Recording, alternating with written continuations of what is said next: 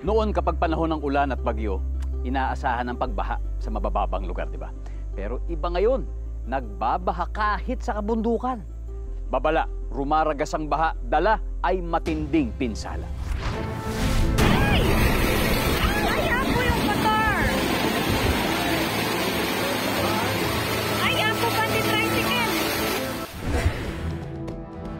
Ito ang bayan ng Banawe sa lalawigan ng Ifugao, home to the world-famous Banawe Rice Terraces. Dahil bulubundukin, landslide-prone ang lugar.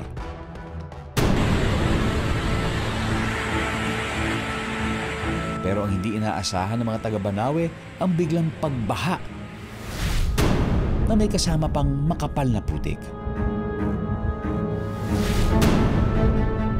Eksaktong 1 taon na ang nakaraan nang maganap ang mapaminsalang flash flood sa Banawe. Pero sariwa pa rin sa alaala ng Banawe resident na si Nona Mia Nicampo ang pangyayari.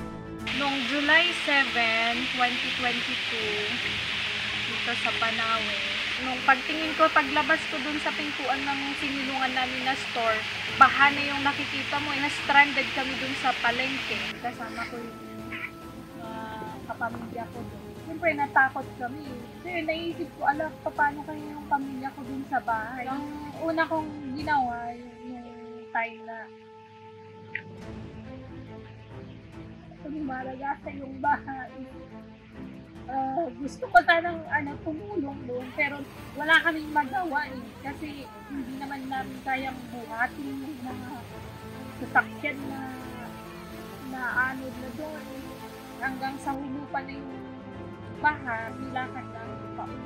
Hanggang sa makarating kami sa bahay, sobrang nanlumo na ako that time kasi pagdating namin doon sa bahay, as in na lumabas na yung mga gamit namin. So biglang natakot ako. Paano kaya yung pamilya ko sa loob? Nandun pa rin ba sila?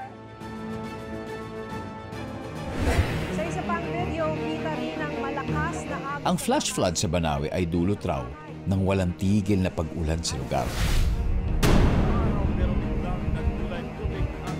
2021, nang maganap ang isang trahedya sa Tinubdan Falls sa Katmon, Cebu.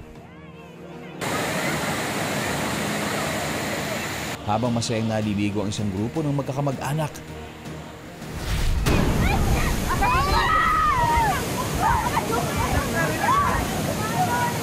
gumagasa ang baha at putik mula sa taas ng talon. Pinaniniwala ang umulan ng malakas sa itaas ng bundok na nagdulot ng biglaang pagbaha.